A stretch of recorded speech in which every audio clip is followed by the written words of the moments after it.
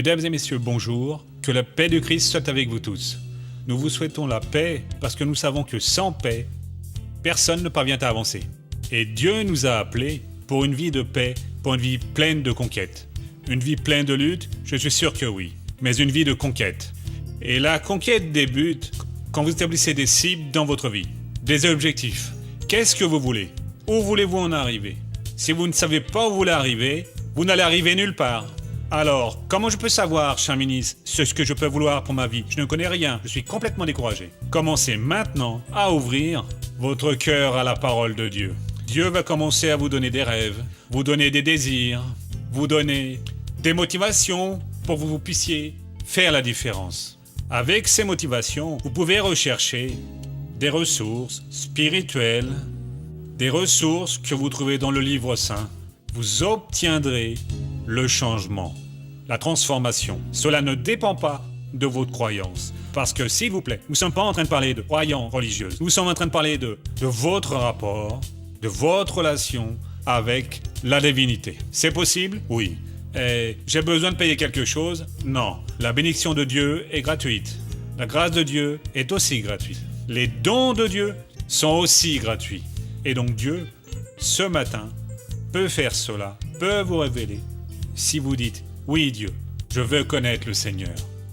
Et véritablement, avec toute votre âme, ouvrez votre cœur et recevez toute cette manne spirituelle. Recevez ce présent que Dieu veut vous donner. Le docteur Soares va maintenant venir pour exposer ses paroles de foi. Et tout de suite après, nous aurons la participation du public, avec des informations, avec des questions, et aussi la participation à la fin, avec le spectacle de la foi, avec la prière de la foi. Et ensuite, je reviendrai pour vous donner le message final.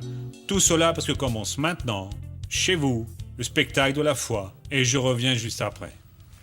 Et nous allons applaudir notre Seigneur et Sauveur Jésus. Quand le peuple de Dieu est réuni et que l'Esprit de Dieu commence à enseigner, soyez sûrs que de grandes choses, des transformations, des miracles se produiront au milieu du peuple dans la vie des gens.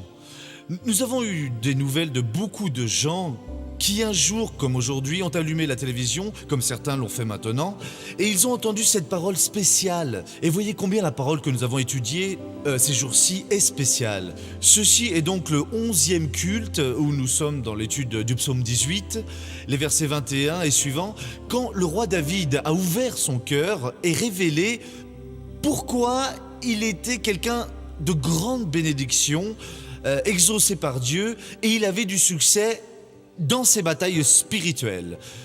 Ce qu'il a écrit ici, c'est sur ordre du Saint-Esprit, pour que nous aussi, nous ayons du succès, que nous soyons victorieux dans nos batailles. Ici, dans le verset 21, il commence à dire ceci. Il dit la chose suivante. « Le Seigneur m'a traité selon ma justice. Il m'a récompensé selon la pureté de mes mains. » Juste pour qui ne l'a pas vu encore, mais très rapidement. La justice dont David parle, c'était son action dans la parole de Dieu. C'est là que Dieu récompense. Ce n'est pas n'importe quoi qu'il faisait de lui-même. La pureté des mains signifie qu'il n'employait pas les concepts de qui que ce soit. Il luttait juste avec la révélation que Dieu donnait dans la parole. Là, il a expliqué pourquoi cela s'est produit. Car j'ai gardé les voies du Seigneur, je ne me suis pas éloigné de mon Dieu comme les méchants. Vous pouvez vouloir pratiquer la justice, vous pouvez désirer avoir les mains pures, mais si vous ne suivez pas les chemins du Seigneur et ne luttez pas pour ne pas vous éloigner coupablement du Seigneur Dieu, vous n'allez pas y arriver. D'abord, premièrement, vous devez suivre les voies de Dieu, toutes les révélations, toutes les ouvertures de compréhension que Dieu vous donne dans la parole. Vous avez l'impression qu'on vous tire l'oreille, car il semble que le prêcheur vous connaît.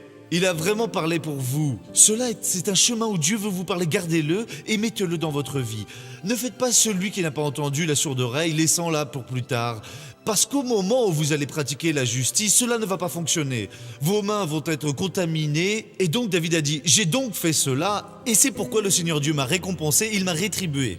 Et pourquoi est-ce qu'il a fait cela? Dans le verset 23, il explique également, Toutes ces règles sont devant moi et je n'éloigne pas de moi ces prescriptions. Ça veut dire que les jugements sont les déclarations, les décisions que Dieu a prises et il les gardait en mémoire devant de lui, il n'arrêtait pas d'y méditer. Nous n'avons pas cette habitude. Quelques personnes l'ont, mais la majorité non. Nous apprenons ce que Dieu a enseigné, nous louons Dieu, nous nous réjouissons, mais comme Jésus dit dans la parabole du semeur, ensuite vient le diable et il vole cette semence, et alors il semble que l'on n'a même pas été béni à cette réunion. Cela ne vous est-il pas déjà arrivé ? Mince missionnaire, ce n'est pas vrai. Je viens ici, j'écoute, une parole me soulève, mais dans les jours qui suivent, il semble que rien ne s'est produit. Je reviens où j'en étais. Jésus a dit que la graine qui tombe sur le bord de la route, il faut la pousser vers la bonne terre, ou elle tombe sur le terrain plein de pierres. Et le soleil se lève, il fait chaud, ça veut dire des persécutions, des problèmes, même à cause de la foi, et la personne la laisse tomber. Non, tout ce que Dieu a révélé pour vous, tous ces jugements qu'il a prononcés, qu'il vous a fait connaître, il faut que vous les gardiez et les remettiez devant vos yeux sans les laisser s'en aller. Et il a dit ici, « Et je n'ai pas rejeté tes statuts », c'est-à-dire cet ensemble de règles pour tous les sujets sur lesquels Dieu a parlé. Et j'ai maintenant le verset suivant que je vais étudier avec vous, un nouveau texte, et celui-ci est de la plus grande importance, de plus de tout ce qu'il a dit. Au pourquoi, parce que répond aux questions, parce que explique pourquoi il a été récompensé et rétribué. Nous allons supposer que vous allez travailler, vous marchez dans la rue, et passe une personne du sexe opposé, vous la voyez et la désirez. Cela se produit de temps à autre. Quand vous allez prier, vous n'avez pas donné des excuses à Dieu. Non, Dieu, je l'ai regardé juste parce que j'aime regarder les êtres humains. Non, il faut dire, Dieu, je l'ai regardé avec envie, vraiment. Le Seigneur va pardonner. Mon regard n'a pas été bon à ce moment-là. Cette personne est arrivée, je l'ai observée, je n'aurais pas dû faire ça, Seigneur. Sur l'instant, mon cœur a même bondi, j'ai senti une émotion, j'en ai même eu honte, mais il faut que je vous le dise la vérité, Seigneur. À cet instant-là, mon esprit s'est vraiment envolé. Soyez sincères parce que Dieu connaît tout, mon frère. Si vous n'êtes pas sincère, David nous a appris ça il y a 3000 ans. Moi aussi, j'ai été sincère devant lui. Je ne l'ai pas trompé, j'ai senti, j'ai été tenté, j'ai fait de mauvaises choses, j'ai mal agi, j'aurais pu aider cette personne, mais je ne l'ai pas fait, Seigneur. Et maintenant, je m'en veux de tout cela. Soyez toujours sincères avec Dieu, dites tout. Ceci est une des raisons pour lesquelles nous sommes vainqueurs. La personne qui veut cacher ce que Dieu sait déjà, vous savez ce qu'il en est. Seigneur Dieu, j'ai simplement regardé parce que le Seigneur sait que j'aime bien et voilà. Non, je me suis sali, mon Dieu. Mes pensées sont allées trop loin et j'ai mal agi, mes yeux se sont salis et je te demande de me laver vraiment. Le désir de mon cœur à cet instant-là a été plus pervers qu'il aurait dû être. Si vous n'êtes pas sincère, mon frère, c'est la fin de la communion avec Dieu à l'instant même. Parce que Dieu n'est trompé par personne. Dernièrement, j'étais en train de prier un matin et Dieu m'a parlé à mon cœur, comme je louais Dieu. La vérité ne se mélange pas avec le mensonge. C'est simple, j'ai dit c'est la vérité, Seigneur Dieu. Je veux dire, est-ce que si le mensonge est dans votre cœur, la vérité s'en est allée? Les deux ne peuvent pas cohabiter. Vous pensez à utiliser le pouvoir de Dieu, mais vous n'utilisez rien, vous êtes dans l'impasse, vous êtes vaincu. Il y a eu un péché, une mauvaise intention. Présentez-vous devant Dieu. Dieu, je vais te confesser. J'ai fait, j'ai senti, j'ai désiré. J'ai fait ceci, j'ai fait cela. Et je ne sais pas quoi encore.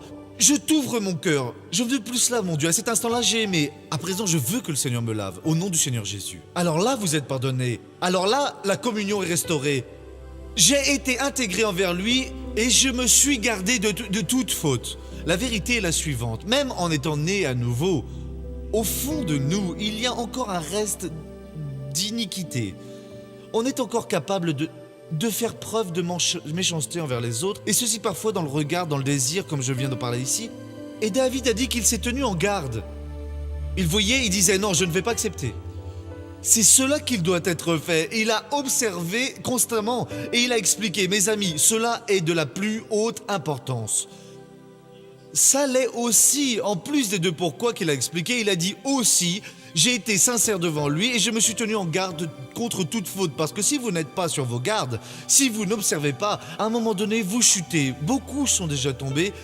Plus c'est tard, plus dure est la chute. Alors, on est sali, on reste marqué, les gens en parlent et peut-être vous ne relevez pas. Et la situation devient difficile. Alors, si vous voulez être une personne de succès, souvenez-vous, l'homme est mauvais, l'homme en lui-même n'a rien de bon, il n'y a que la grâce de Dieu devant lui, il a seulement que son honnêteté devant le Seigneur Dieu et il surveille. Quand viennent ces élans, ces décisions momentanées, cette subite volonté, non, je ne vais pas faire cela, t'es attaché au nom du Seigneur Jésus, mon Dieu, libère-moi, aide-moi, parce que si vous ne faites pas cela, c'est le verset 25, c'est au verset 25 que l'on dit, c'est la répétition du verset 21, en échangeant juste les verbes là. Aussi le Seigneur m'a rendu selon ma justice, selon la pureté de mes mains en sa présence. Dans le premier cas, il dit « Le Seigneur m'a traité selon ma justice ». Il a inversé ici « Le Seigneur m'a rendu conformément à ma justice ». Car Dieu récompense, rétribue selon votre justice. Mais votre justice est seulement pratiquée si, voir le verset 22, si vous suivez les voies du Seigneur et si vous ne vous écartez pas coupablement de lui, et vous ne parviendrez à suivre les voies et à ne pas vous en écarter que si vous avez les règles, ces règles devant les vôtres, c'est devant de vous, et il ne faut pas non plus rejeter ces statuts, et aussi que vous soyez sincères devant lui et soyez en garde contre votre iniquité. Le verset 26 à présent, il nous déclare comment est-ce que Dieu agit. Dieu n'est pas idiot, non, ce n'est pas quelqu'un que vous pouvez tromper, au contraire, il est la pleine vérité, il voit tout, il voit parfaitement bien. Il a dit, avec celui qui est fidèle, la personne fidèle, tu te montres fidèle avec l'homme intègre. Tu te montres intègre avec celui qui est pur. Tu te montres pur. Avec celui qui est tortueux, tu te montres pervers, non, rétort. Ouvrez les yeux. C'est de cette façon que Dieu agit. Si vous êtes fidèle, Dieu est fidèle avec vous. Si vous êtes pur, Dieu est pur avec vous. Si vous êtes pervers, Dieu est indomptable. Il est l'exécuteur de la justice. Et malheur à cette personne qui vit dans l'erreur. On va faire une pause ici, je reviens après. Le psaume 5 maintenant. Le verset numéro, je vais parler du 5, Oui, je vais parler du verset 5 au 6. Car tu n'es pas un Dieu qui prenne plaisir à la méchanceté. Le mal ne séjourne pas auprès de toi. Alors, notez cela. Si vous êtes méchant, Dieu ne prend pas le plaisir. Même si vous passez toute la journée à clamer « Mon Dieu, mon Dieu, mon Dieu, je t'aime, alléluia, alléluia, je viens offrir ma vie pour toi, Dieu », vous pouvez cesser. Dieu n'est pas un Dieu qui prend plaisir avec la méchanceté. Le mal ne séjourne pas auprès de toi. Si le mal est dans votre cœur, Dieu est en dehors. Il n'habite pas là où il y a le mal. Le verset 6. Ceux qui font les fiers, ceux qui méprisent la parole de Dieu, qui ne s'occupent en rien d'elle, ne tiennent pas devant tes yeux. Ils ne survivent pas quand Dieu va les regarder, ils vont disparaître. Tu détestes, ils n'aiment pas, non, tous les malfaisants. À présent, voyons le verset 7. Tu fais disparaître ceux qui profèrent le mensonge. Voyez le ministère de Dieu. Si vous dites que vous êtes de Dieu, peu importe qui vous êtes, si vous proférez des mensonges, Dieu maintenant a un ministère, vous détruire. C'est sa parole. Qui a du bon sens observe cela, se comporte bien. Le Seigneur Dieu vient nous dire, mon ministère, c'est détruire ceux qui profèrent des mensonges. Il ne parle pas du grand monde, car là, tout le monde est perdu. Mais il nous parle d'ici. Et beaucoup sont en train de mourir, comme l'a dit Paul dans le chapitre de la Sainte Seine. Beaucoup dorment, beaucoup sont malades, infirmes, beaucoup sont déjà endormis, ils sont déjà partis parce qu'ils avaient de mauvaises pratiques. Prenez soin de votre âme. Le Seigneur Dieu détruira celui qui profère des mensonges. Il le détruira, il va détruire tous ceux qui profèrent des mensonges. Le Seigneur a en abomination l'homme sanguinaire et trompeur.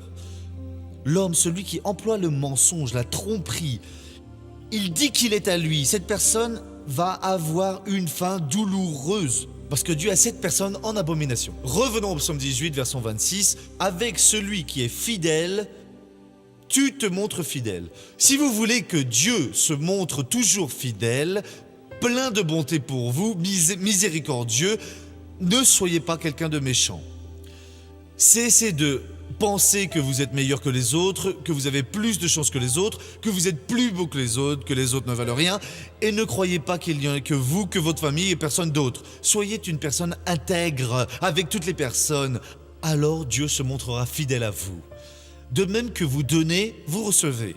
Si vous donnez du mauvais grain, vous allez recevoir du mauvais grain. Si vous donnez du bon grain, vous recevrez du bon grain. Avec celui qui est fidèle, tu te montres fidèle. Avec l'homme intègre, la personne sincère, tu te montres intègre. Dieu est sincère avec tous ceux qui sont sincères. Et pour celui qui n'est pas sincère, celui qui ne s'importe de personne. Alors ce qu'a dit David, c'est faux. La faute m'est passée devant les yeux, entrez devant lui et parlez sérieusement. Vous n'essayez même pas un peu de dissimuler, mon frère. Ne vous justifiez pas. Vous y allez et dites toute la vérité, peu importe le prix que vous aurez à payer. J'ai dit pendant un culte ces derniers jours, j'ai beaucoup ri avec un petit vieux, un médecin, qui m'a parlé des problèmes de diabète. Et ce qui m'a fait rire, c'est ceci. Vous voyez, ça me semble une chose sérieuse. Il y a des personnes qui veulent tromper leur médecin. La personne vient en consultation, on lui demande ça en l'examinant pour voir si elle a déjà peut-être un problème de diabète, c'est possible. Dites-moi, vous urinez beaucoup? Ah docteur, beaucoup oui, mais c'est parce que je bois beaucoup d'eau. Elle veut induire le médecin en erreur. Et il dit non, personne n'urine parce qu'il boit beaucoup d'eau, la personne boit de l'eau parce qu'elle a uriné. Et donc quand la personne a du diabète et urine beaucoup, son corps se déshydrate et il a besoin de beaucoup d'eau. Le corps le sait. Alors elle boit de l'eau, mais si nous ne savions pas cela, on serait induit en erreur. Mais pourquoi est-ce que la personne veut enseigner le médecin? Vous urinez beaucoup, j'urine beaucoup. Mais la personne, ce n'est pas parce qu'elle boit beaucoup d'eau, ok? Non, vous buvez de l'eau, oui. Vous buvez de l'eau parce que vous urinez beaucoup. Vous n'urinez pas parce que vous buvez, c'est le contraire. Et donc c'est Dieu, c'est la même chose. Vous parlez avec Dieu, vous parlez, ou mieux encore. Non, mon Dieu, je vais te dire, dans le fond, j'étais utilisé par l'ennemi. Mes yeux étaient mauvais, mes pensées étaient malsaines. J'étais à fond dans l'erreur. J'ai honte de moi. Ou encore, je n'ai pas encore honte de moi. Seigneur, je n'ai pas encore découvert l'étendue de mon erreur. Je ne veux pas ça. Que le Seigneur me pardonne, me transforme complètement et Dieu vous changera. Avec celui qui est pur, tu te montres pur. Et avec celui qui est tortueux, tu te montres retors. La personne est perverse, mauvaise, sa racine est mauvaise, elle aime faire ce qui est mal. Vous pouvez être sûr que ce Dieu qui est pur, qui est béni, va se montrer retors avec cette personne-là. Et Dieu ne veut pas faire cela avec vous. Amen. Regardons maintenant le feuilleton de la vie réelle.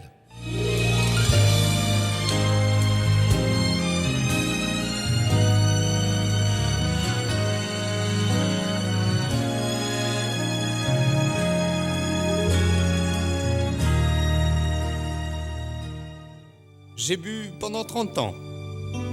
Pendant 30 ans, avec beaucoup de malheurs, beaucoup de confusion, toujours avec moi. Et j'en suis arrivé à agresser ma femme. J'ai même agressé mon fils. C'était des insultes. Il rentrait à la maison en mestant, il était ivre, il allait au bar, il rentrait complètement saoul le matin, partait 2 jours, revenait, m'agressait. Il allait au boulot, je disais que ce n'était pas pour vendre, mais pour boire. Il allait boire, il rentrait nerveux. Il voulait tout mettre sur mon dos. Et quand je lui répondais, il m'attrapait, il me tapait dessus, il me bousculait. J'étais enceinte de mon 2e enfant. Il m'a donné un coup, je me suis évanouie. C'était un enfer avec lui. En plus de la confusion dans son foyer, José s'impliquait toujours dans des bagarres de rue. Son vice, c'était l'alcool. Il était connu dans tout le quartier.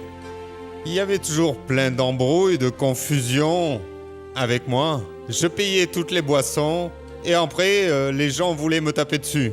Et puis un jour, il y a eu un anniversaire dans la maison de ma belle-mère. J'y suis allé, J'ai dû prendre une ou deux bières. Et quand je suis arrivé là, il y avait un groupe de samba. Alors je suis entré, j'ai payé 3 ou 4 bières, 2 ou 3 verres de cachasse. Alors le gars m'a demandé « Alors, tu vas tout me payer quand même ?» J'ai dit « Non, j'ai que ça comme argent. » Mais il m'a pas cru et j'ai reçu un coup de poing dans l'œil. Alors je suis parti chez moi. Je suis allé à la maison pour prendre une arme pour pouvoir leur courir aux trousses, mais ils étaient déjà partis. Il buvait, il créait la confusion dans la rue. Et quand on s'en plaignait, parce qu'on tenait à lui, alors il devenait agressif. Non, mais je bois, mais c'est mon argent, vous n'avez rien à voir avec ça. Il était maigre, mais vraiment très maigre. Il ne mangeait absolument rien, il commençait à boire dès le vendredi soir. Et jusqu'au lundi, il était saoul. Tenez, un jour, il a commencé à se battre, là, dans un bar juste en face de la maison. Et on est allé les séparer. Il se bagarrait avec la patronne parce que, à cause du paiement de tout ce qu'il avait bu.